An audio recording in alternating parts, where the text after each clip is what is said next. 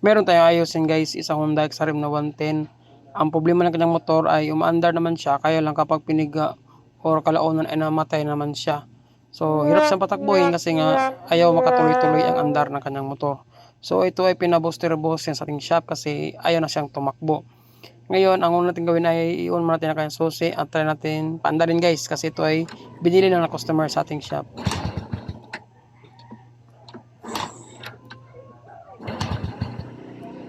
So yun nga guys, ayaw talagang umandar, no. Ngayon, ang pinaka natin gawin ay siyempre baklasin natin ang kanyang mga bearings na possible kung saan nakalocate ang kuryente ng kanyang motor. So nakabaklas ng kanyang cover guys, ang right side muna ang binaklas natin para may check muna natin ang supply ng kanyang kuryente. Kasi ito ay XR na 110, kaya possible ito ay primary type. Kung hindi pa ito na-convert ng battery operated. So check muna natin ang kanyang kuryente guys, sitwasyon ng kanyang kuryente. Ito ba makapal o manipis?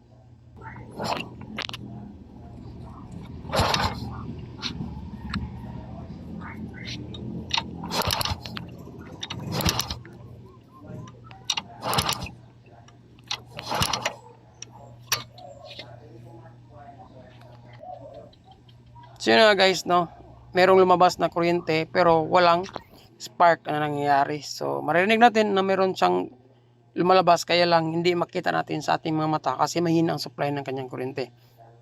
Ngayon nabaklas na natin ang kanyang CDI at dito na natin i-check kung anong CDI ang meron na kanyang motor. Is either battery operated or stock CDI pa o primary type operated. Okay. Ngayon guys, putulin na natin ang kanyang cable tie. So yun. So since malaki ang CDI guys, possible ito ay stock pa o 5 pins wire na CDI. So kulay brown. Yun guys, confirm na stock pa ang CDI ng kanyang motor at maybe pa itong napalitan. So dito natin guys malalaman kung may problema ang kanyang motor sa kuryente, sa primary coil, pulser, or baka sa CDI ang problema. Siyempre unahin natin i-check ang dalawang supply ng kuryente ng kanyang stator, yung pulser at saka yung source coil. So meron tayong makitang 5 wire ito guys, at bibigyan ko ng idea kung anong mga wire at kung ano ang function ng 5 wire na iyan. Sa una natin makita ay blue white, yan po ay pulser o pickup coil. Katabi naman niya ay green white, yan po ay kanyang ground. So body ground yan guys, nakakonek ha, sa buong ground niya nakakonek. Okay. Katabi naman ng blue white ay black yellow, so yun po ay ang kanyang ignition coil. So yan guys, so yung nasa kamay ko guys ay black red, yan naman po ang kanyang primary coil. Yan namang kiniskis ko guys, yan po ay black yellow, so yan po ay ignition coil. So yan namang nasa gitna guys, yan tinuro ko black white, yan po ay ang engine stop natin kung saan na-connect dyan ang ating susi. So naka-series po ang wire sa ating susi dyan, yung black white sa ating ignition switch. Kaya pinakauna natin i-check guys itong black red, ito yung nagbibigay supply sa ating CDI. Ito po ay connected sa ating primary coil o stator coil. So check muna natin ang supply kung nagiging standard pa ba or mahina na ang kanyang resistance. Kapag standard na resistance ng mga primary coil guys, lalo na ito'y condition, nasa mga 450 to 550 ito stable at hindi pabago-bago. So ito na malaman guys kung goods ba siya o hindi. Nagamit tayo ng multi-tester at i-set lang natin ang ating tester sa continuity sa times 1 resistance. So nawala po yung test rod guys. Ito lang muna tusok-tusok. So meron siyang 600, 500, 600 uli, 700 uli.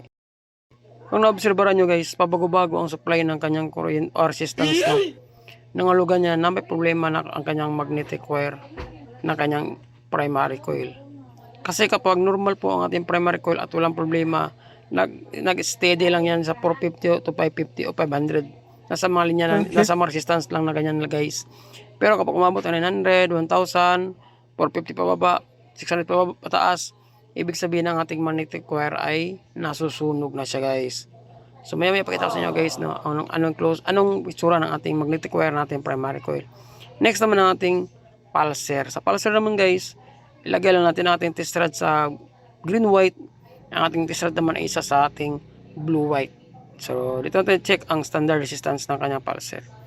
Meron sa mga sa 130, 120.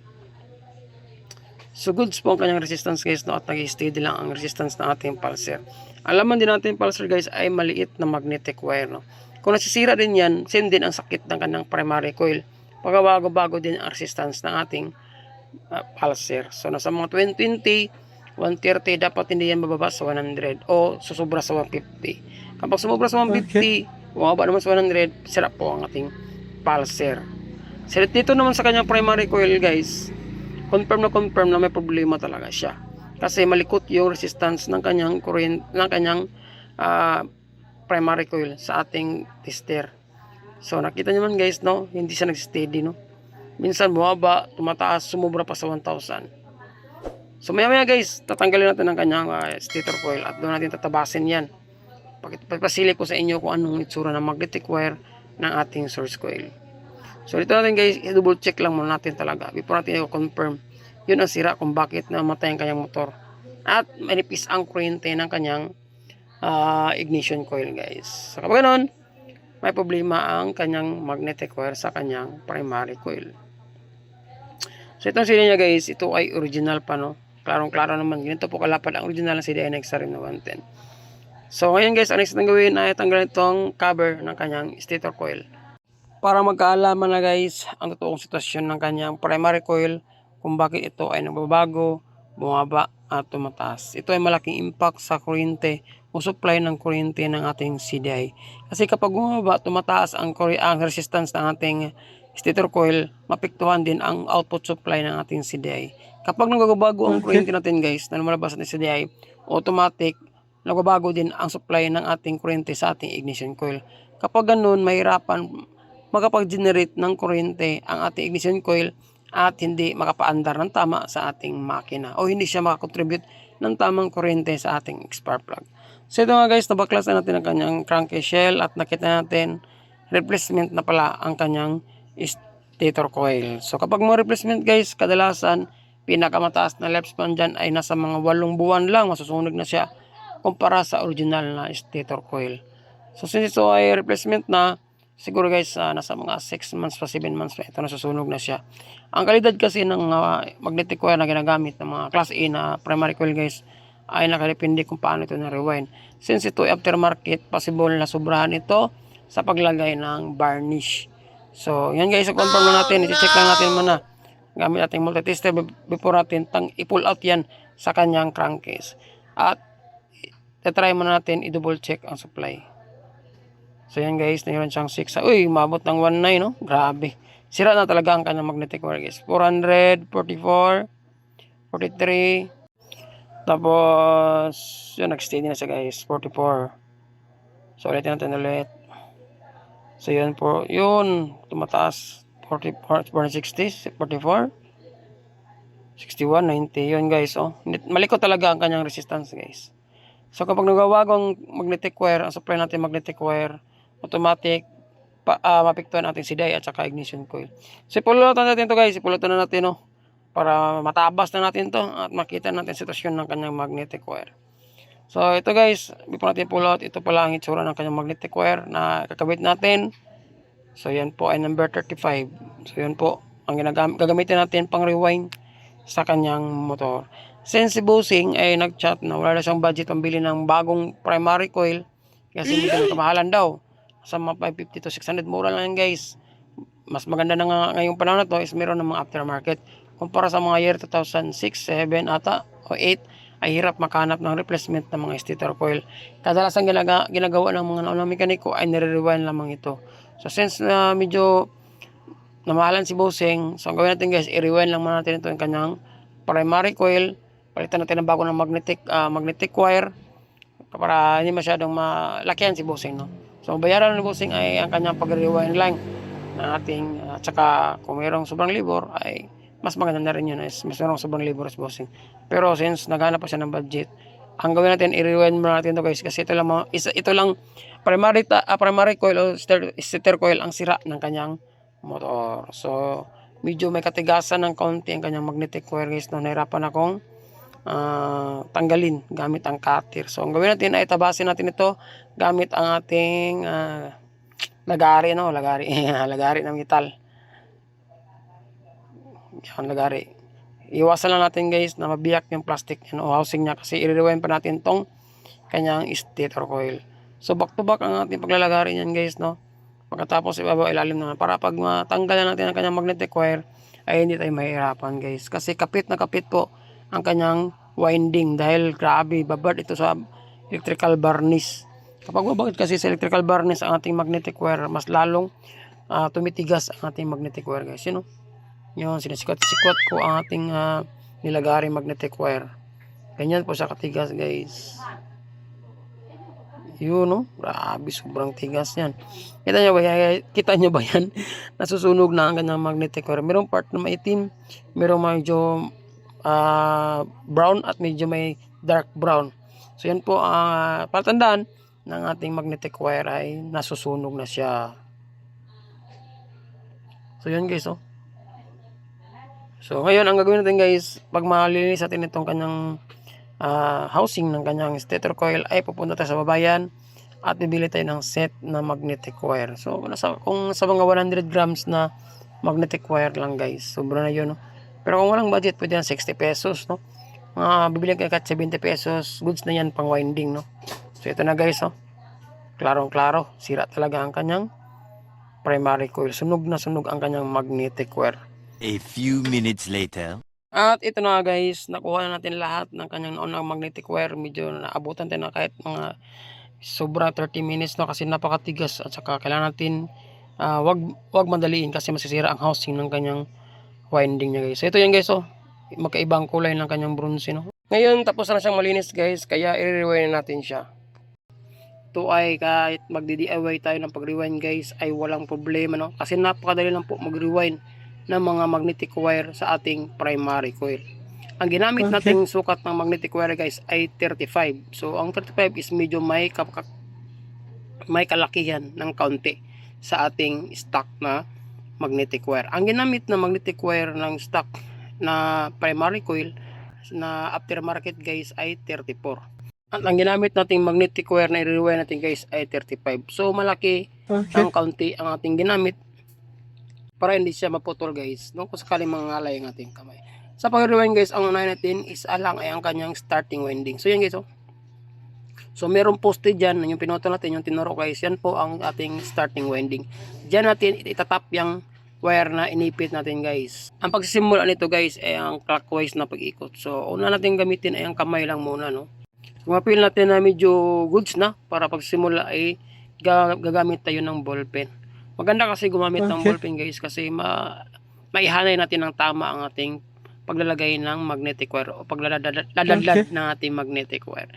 Dapat yung mga tigas ng ating kamay guys ay wag masyadong lakasan. Kasi kapag nasubrahan sa lakas ay maaaring maputol natin ang ating magnetic wire. So dapat lambutan na natin ang pag-iikot guys. Tapos ang pag-iikot nito ay dandahan lang, no, kapag hindi pa kayo bihasa. So pwede kayong mag-DIY kapag nakita nyo ang video ito.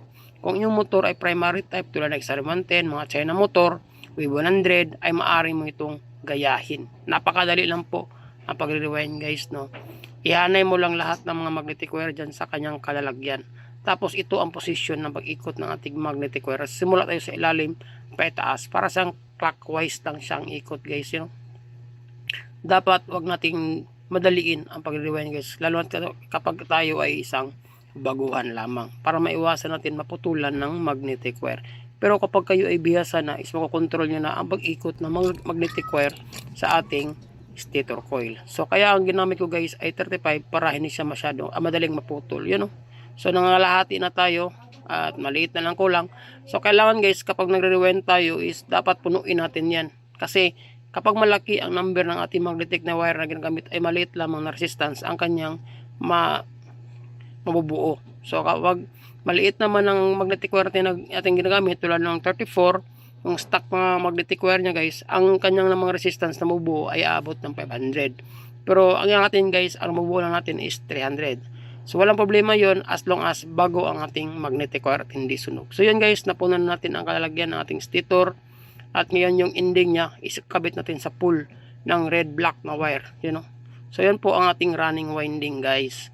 So ngayon since napunan natin siya, hinang na natin siya sa kanyang poste. So para ma-check na natin kung ilang resistance na buo nabuo natin sa pagre-rewind ng kanyang stator coil. So, tulad na aking sinasabi guys, kapag 35 na numero ng magnetic wire ang ating ginagamit, ang expected natin na labas ay maliit lamang na resistance.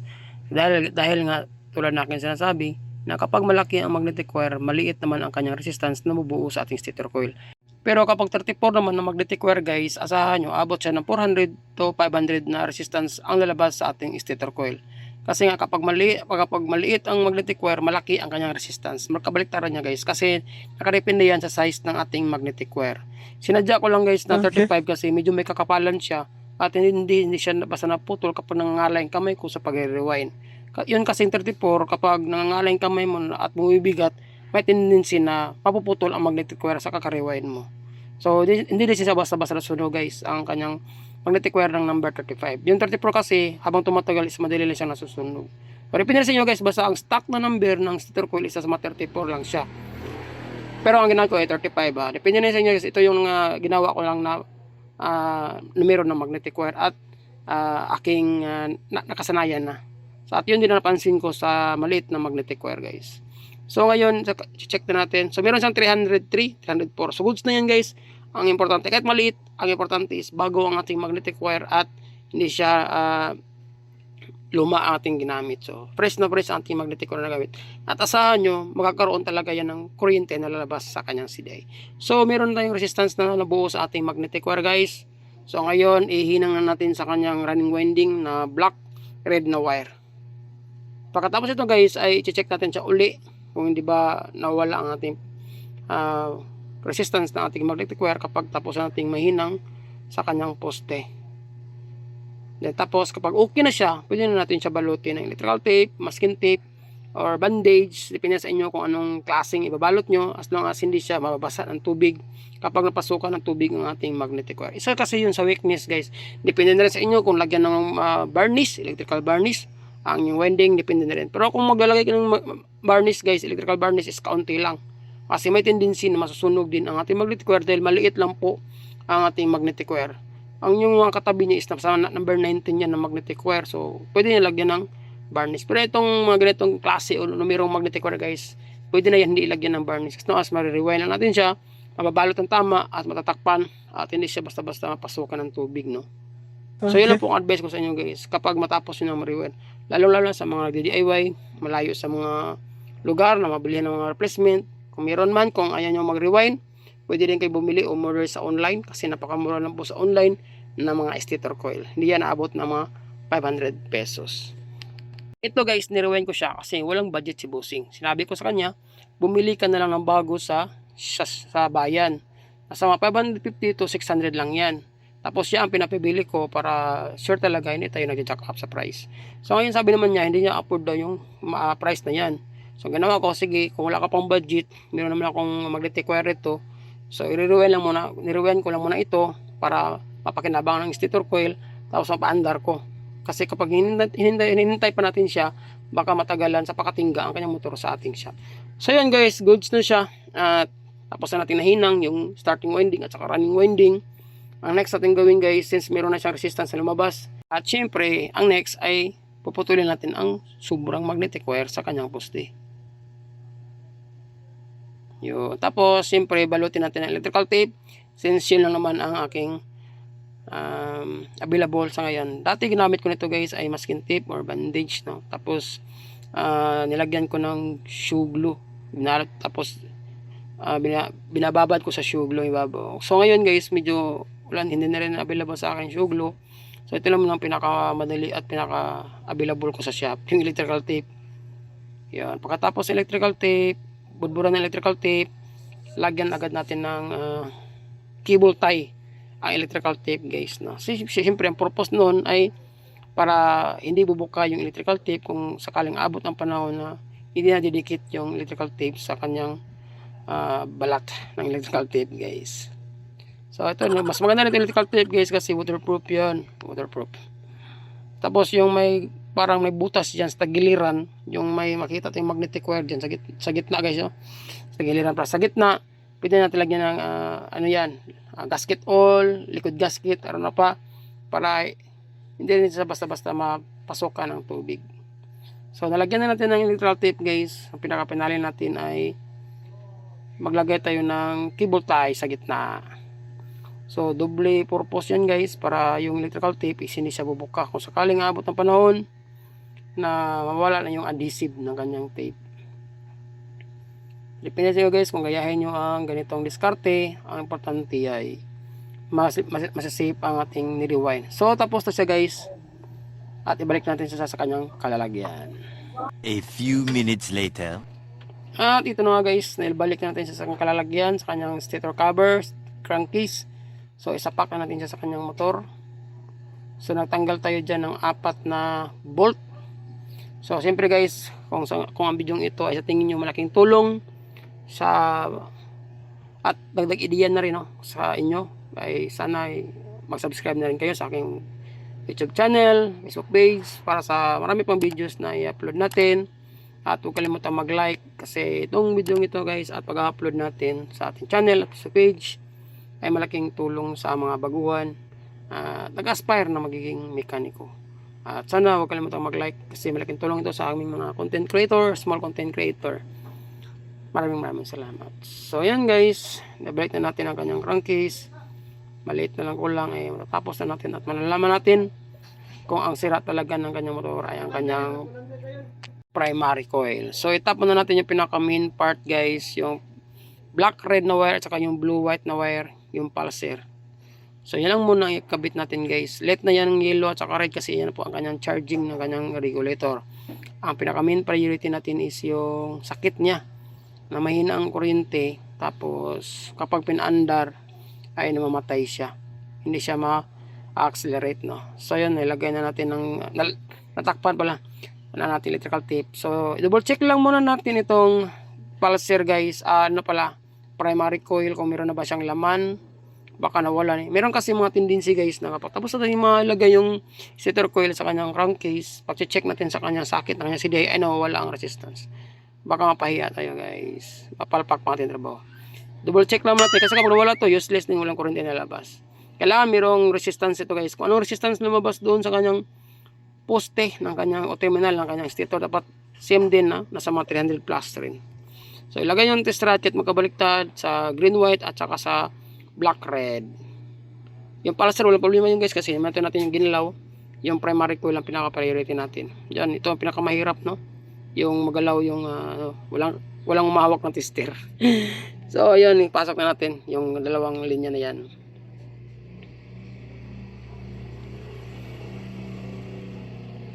So yun guys, pinahirapan pa tayo kasi naputol yung mga test rod natin. Next time bibili tayo ng bagong test rod guys. So yun, meron siyang reading gumagalaw ang tester. Meron siyang 306 ben 7. Ito okay na yan. At ang importante ay may resistance na ang ating sakit ng ating CDI. So gusto ito. Okay. At magkaalaman na maya kapag chinek na natin yung kuryente sa ating tension wire. So lipat tayo sa kabila. Kaya na guys, merong lumabas nung part 1, merong lumabas na kuryente pero napakanipis. Tsaka hindi mo siya maririnig Dito malalaman natin kung medyo lumakas na ba ang kuryente ng output sa kanyang ground. Kaya on natin ang kanyang susi at try natin kickstart. May lumalabas ba na wire? Kuryente sa kanyang tension wire. Yun guys, malakas siya. Yun Wow! So yun guys medyo okay na siya kumpara nung sa part 1. So ilagay natin ito yung wire sa kanyang spark plug. So kapag umandar ito guys, ang tuloy-tuloy, solve ang problema sa motor. Let's go!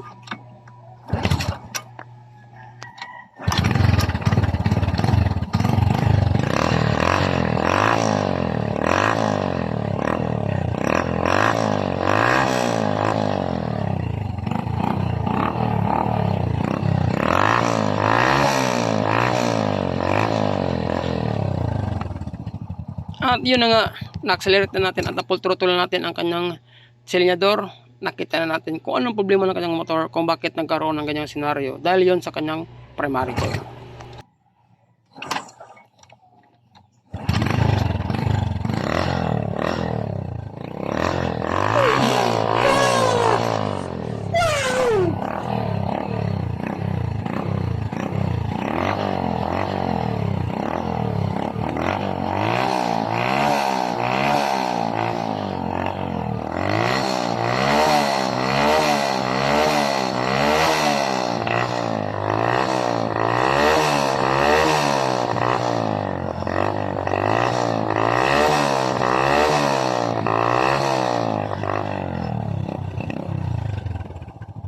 Yun lang sa araw na ito. Sana itong video ginawa ko guys ay malaking tulong sa naka-experience ng ganitong senaryo.